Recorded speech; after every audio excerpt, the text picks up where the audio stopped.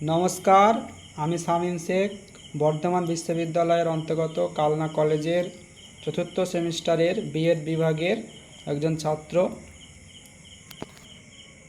আমার এই আমি একটা প্র্যাকটিকাম নিয়েছি ইপিসি 3 ই কন্টেন্ট, যার বিষয়বস্তু হলো ভারতীয় সংসদের ভূমিকা ও কার্যাবলী। আমাদের আজকের আলোচ্য বিষয় হলো ভারতের রাষ্ট্রপতি নির্বাচন ও ক্ষমতাবলী, রাজ্যসভা ও লোকসভা। ভারতীয় সংবিধানের পঞ্চম অংশে ভারতের কেন্দ্রীয় আইনসভাকে পার্লামেন্ট বলে অভিহিত করা হয়েছে। সংবিধানের ৭৯ নম্বর ধারা অনুসারে রাষ্ট্রপতি এবং দুটি কক্ষ নিয়ে পার্লামেন্ট গঠিত হয়েছে। এই দুটি কক্ষ হলো উচ্চ কক্ষ রাজ্যসভা এবং নিম্ন কক্ষ লোকসভা। ভারতের রাষ্ট্রপতি তত্ত্বগতভাবে শাসন বিভাগের চূড়ান্ত কর্তৃত্ব তার অধিকারী হলেও প্রধানমন্ত্রীর নেতৃত্বে গঠিত একটি ক্যাবিনেটের পরামর্শে পরিচালিত হয় বলে কার্যত তিনি নিয়মতান্ত্রিক শাসক হিসেবেই পরিচিতি লাভ করেছেন। রাষ্ট্রপতির যোগ্যতা হলো প্রথমত তাঁকে অবশ্যই ভারতীয় নাগরিক হতে হবে, দ্বিতীয়ত অন্তত ৩৫ বছর বয়স হতে হবে। এরপরে আসে নির্বাচন। একক হস্তান্তরযোগ্য সমানুপাতিক প্রতিনিধিত্ব এর ভিত্তিতে গোপন ভোটের মাধ্যমে একটি নির্বাচক সংস্থা কর্তৃক ভারতীয় রাষ্ট্রপতি নির্বাচিত হন। দ্বিতীয়ত ভারতীয় পার্লামেন্টের উভয় কক্ষের নির্বাচিত সদস্য এবং বিধানসভা নির্বাচিত সদস্যদের নিয়ে এই নির্বাচক সংস্থা গঠিত হয়। ক্ষমতা ও কার্যাবলী।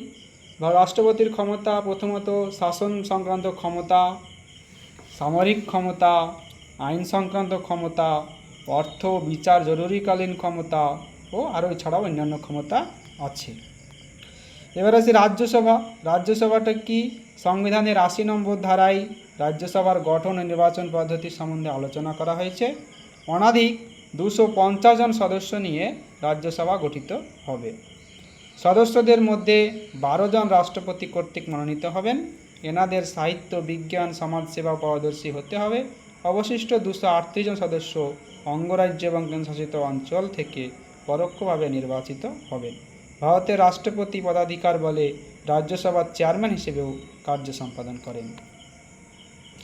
ক্ষমতা কার্যাবলী: আইন প্রণয়ন সংক্রান্ত ক্ষমতা, মন্ত্রিসভার গঠন ও অপসারণ, শাসন বিভাগ ও নিয়ন্ত্রণ, অর্থ সংক্রান্ত ক্ষমতা, এছাড়াও আরও অনেক ক্ষমতা আছে। এবার আসি লোকসভা। লোকসভা হলো ভারতীয় সংসদের নিম্নকক্ষ বা জনপ্রতিনিধি কক্ষ। বর্তমান সংবিধান অনুযায়ী লোকসভার নির্বাচিত সদস্য সংখ্যা হবে সর্বাধিক ৫৫০ জন। বর্তমান লোকসভার সদস্য সংখ্যা ৫৪৫ জন।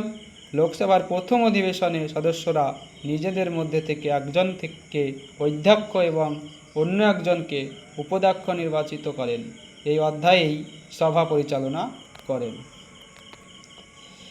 আইন প্রণয়ন সংক্রান্ত ক্ষমতা, অর্থ সংক্রান্ত ক্ষমতা, মন্ত্রিসভার গঠন ও অপসারণ, শাসন বিভাগকে নিয়ন্ত্রণ, বিচার সংক্রান্ত ক্ষমতা এবং অন্যান্য ক্ষমতাও আছে।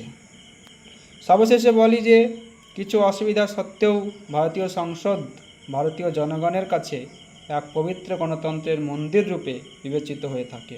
এখানে দেশের বিভিন্ন প্রান্ত থেকে জনগণের নির্বাচিত প্রতিনিধিরা উপস্থিত থেকে প্রত্যেক প্রয়োজনীয় বিষয়ে আইন প্রণয়ন করে ও সর্বদা জনগণের পাশে থেকে ভারতীয় গণতন্ত্রকে সাফল্যমণ্ডিত করে তোলেন, যাহার ভূমিকা এক কথায় অসাধারণ।